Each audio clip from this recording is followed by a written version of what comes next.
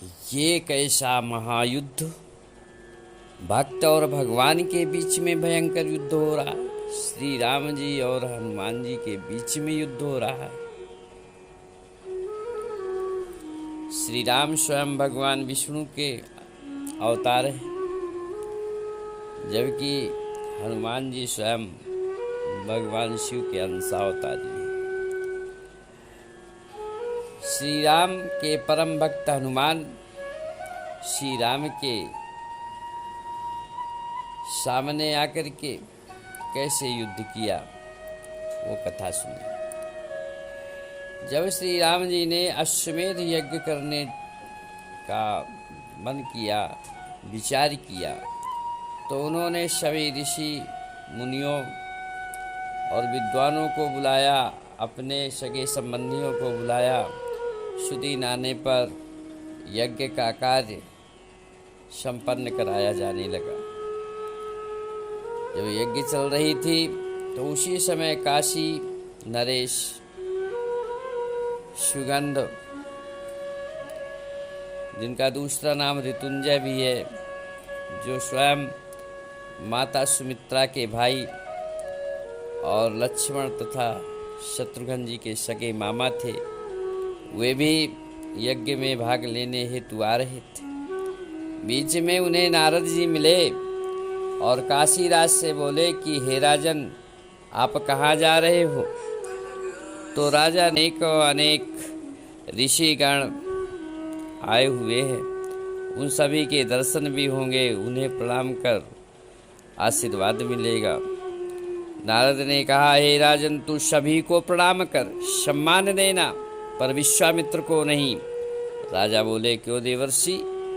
तो उन्होंने कहा कि तुम स्वयं राजा हो और विश्वामित्र भी एक समय राजा ही था, इसलिए तुम दोनों समान हो, मेरी बात जरूर मानो। नारद के वचन सुनकर के राजा ने कहा, ठीक है महाराज, जैसी आपकी आज्ञा। ऐसा कहे चलते चलते श्री राम के यज्ञशाला में पहुँचे।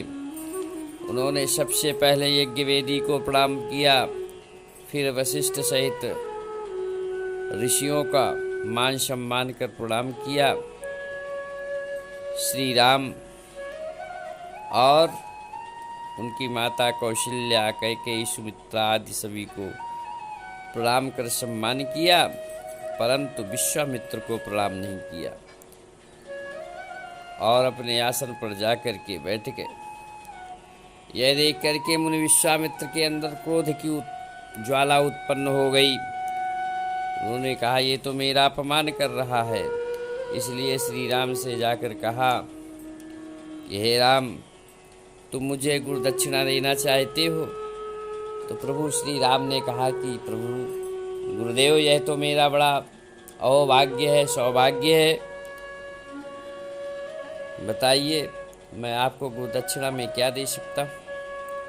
उन्होंने कहा कि ये जो काशी राज है, इस राजा का सिर काटकर मेरे चरणों में डाल दो। श्री राम ने सिर झुकाए, गुरु से कहा कि ठीक है, यज्ञ समाप्त होने के बाद मैं आपको ये गुरु दक्षिणा अवश्य दूंगा। जब काशीराज को मालूम हुआ कि स्वयं श्री राम ने मुनि विश्वामित्र को वचन दिया है, श्री राम के हाथों मैं मारा जाऊंगा,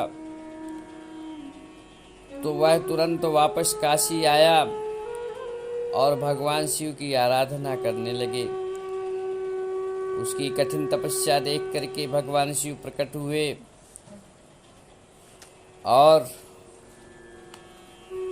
उससे कहा कि तुम श्री राम से अपनी रक्षा चाहते हो, तो ठीक है, तुम्हारी रक्षा होगी, परंतु इसके लिए तुम्हें हनुमान जी के पास जाना पड़ेगा, उन्हीं के शरणागत हो जाओ। प्रभु की आज्ञा पा काशीराज किष्किंधा की ओर प्रस्थान किया। रास्ते में नारद जी मिले। उन्होंने कहा कि हनुमान जी से पहले तुम माता अंजना की शरण में जाओ, तब हनुमान जी से बाद में मिलना। ऋषि की बात मान करके राजा सुगंध माता अंजना के पास पहुँचे। उनका चरण स्पर्श कर वंदन कर और कहा कि माँ, मैं आपकी शरण में हूँ, मेरी रक्षा करो। माता अंजना ने आश्वासन दिया, वचन दे दिया कि मैं शरणागत की रक्षा करूँगी, तुम अपनी सारी बात बताओ। राजा ने अपनी पूरी बात बता दी, सारी कथा कह सुनाई। तब अंजनी ने हनुमान जी का आवाहन किया। हनुमान जी वहाँ प्रकट हुए और माता अंजना के चरण स्पर्श किया और कहा, माँ, आपने मुझे क्यों बुलाया, क्यों याद किया? उन्होंने कहा कि मैं अपने शरणागत की रक्षा का वचन दिया है, उसी में आपकी सहायता चाहती हूँ। माता के वचनों को सुनकर के हनुमान जी बोले कि आपका शरणागत मेरा शरणागत, जिसकी रक्षा आप करना चाहती उसकी रक्षा मैं अवश्य में करूँगा, लेकिन वो है कौन और किससे रक्षा करनी है? तो अंजना ने कहा कि ये काशी राज है, काशी के राजा हैं, श्री राम इन्हें मारना चाहते हैं, तुम्हें उससे रक्षा करनी है। हनुमान जी बोले कि अरे, मैं अपने आराध्य प्रभु, अपने इष्ट देव से युद्ध कैसे कर सकता हूँ? उनके सामने कैसे जा सकता? मैं नहीं जा सकता। अंजना ने कहा कि अगर तुम नहीं जाओगे तो मैं अपने प्राणों को की बलि चढ़ाते हुए भी इसके प्राणों की रक्षा करूँगी। तब हनुमान जी ने कहा, ठीक है माँ, जैसे तेरी आज्ञा, मैं इसकी रक्षा अवश्य करूँगा। माता को आश्वासन देकर के हनुमान जी राजा से कहा कि आप मेरे साथ चलिए। उनको साथ लाए अयोध्या सरयू तट पर। राजा से कहा कि तुम इसी नदी में स्नान करना प्रातः काल से लेकर के, और जब तक कार्य पूर्ण न हो जाए तब तक तुम राम नाम का उच्चारण करते रहना। किसी की ओर मत देखना, कोई भी कुछ कहे, तुम केवल अपने मुंह से राम राम राम जपते रहे। काशीराज ने कहा, ठीक है प्रभु। तब हनुमान जी भगवान श्री राम के महल पहुँचे। प्रभु श्री राम को प्रणाम कर वापस होने लगे। हनुमान जी के चेहरे में संकोच देख करके श्री राम ने कहा, हे हनुमान, तुम किस संकोच में हो और वापस क्यों लौटे जा रहे हो?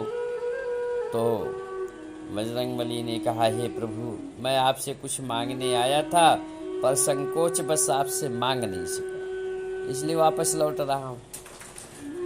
श्री राम ने कहा कि बताओ क्या चाहिए आपको? तुम तो जानते हो कि आप मेरे परम भक्त हो, और भक्त के लिए मेरा यह कथन है कि मोरे कछु अदेय नहीं तोरे। हे हनुमान, ऐसी कोई वस्तु नहीं जो मैं आपको ना दे सकूं, मांग लो। हनुमान जी ने कहा, प्रभु, जो आपके नाम का उच्चारण करता रहे, जो आपके नाम का जप करे, उसकी रक्षा हमेशा होती रहे, और मुझे ऐसी शक्ति दो प्रभु कि मैं उस आपके भक्त की रक्षा कर सकूं जो आपका नाम जपता है। श्री राम मुस्कुराए और कहा, एवमस्तु। और हनुमान, मांगा तो तुमने दूसरे के लिए ही मांगा, चलिए कोई बात नहीं, अब तो मैंने आपको आशीर्वाद दे दिया, वरदान दे दिया, अब स्वयं मैं भी मारना चाहूँ तो मैं नहीं मार सकता। हनुमान जी ये सुनकर के गदगद हो गए, आनंदित हो गए, और राजमहल से तुरंत सरयू तट पर आए। हनुमान जी ने जैसा कहा था वैसे ही राजा स्नान कर, कहीं कहीं पर लिखा है कि नदी के अंदर ही खड़े खड़े उन्होंने राम राम जपना शुरू किया, और कहीं पर लिखा हुआ कि वो एक चट्टान में बैठ करके राम नाम जपना शुरू किया। प्रातःकाल होते ही श्री राम अपने रथ में सवार हो धनुष बाण ले काशीराज को मारने हेतु चल पड़े। परंतु जब नगर से बाहर आए, देखा क्या कि सरयू तट पर काशीराज स्वयं मौजूद है। तो श्री राम ने ललकारा और अपने धनुष में बाण चढ़ाए संधान किया, परंतु इधर हनुमान जी सूक्ष्म रूप धारण करके कर्ण रूप में धारण होकर के सारे बाणों को निरस्त करने लगे, विफल करने लगे। काफी भयंकर युद्ध हुआ। काफी देर तक श्री राम अपने बाणों की वर्षा करते रहे और हनुमान जी उसकी रक्षा करते। एक भी बाण काशीराज को नहीं लगा, क्योंकि हनुमान जी कवच बन करके रक्षा कर रहे थे। उसी समय जब विश्वामित्र भी आ गए और उस भयानक युद्ध को देखा, तब श्री राम ने कहा कि अब मैं ब्रह्मास्त्र का ही प्रयोग करूंगा, और उन्होंने ब्रह्मास्त्र लेकर के तीव्र गति से छोड़ दिया। तो हनुमान जी कर्ण रूप से अपने असली रूप में आ गए, प्रकट हुए और उस ब्रह्मास्त्र को अपने शरीर में ही घुसने दिया। श्री राम के वरदान के अनुसार हनुमान जी का कुछ नहीं बिगाड़ पाए। सारे बाणों को विफल होते देख श्री राम बोले कि अरे हनुमान, तुम ही रक्षा कर रहे थे, मैं तो तुझसे हार गया युद्ध करते करते, मेरे सारे बाण और अस्त्र शस्त्र सब विफल हो गए। तो हनुमान जी हाथ जोड़ बोले, नहीं प्रभु, आपके नाम में इतनी शक्ति है कि वो आपके नाम ने ही, राम नाम ने ही इसकी रक्षा किया है। आपके बाणों को उसी ने विफल किया है, फिर आपका आशीर्वाद हमारे साथ में है। श्री राम मुस्कुराए। हनुमान जी ने काशीराज से कहा कि हे राजन, मुनि विश्वामित्र के चरण कमलों को पकड़ो, दंडवत प्रणाम करो और क्षमा याचना करो जाकर। तब काशी का राजा हाथ जोड़ मुनि विश्वामित्र के चरणों में अपना सिर रख दिया और विनती की, प्रार्थना किया कि मुझे क्षमा कर दो।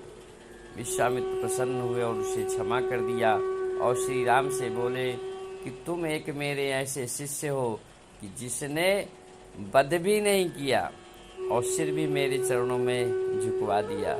धन्य हो राम, तुम ही मर्यादा पुरुषोत्तम राम हो, इसे क्षमा कर दो। श्री राम ने हाथ जोड़ को प्रणाम किया। बोलो वृंदावन बिहारी लाल की जय, सियावर रामचंद्र की।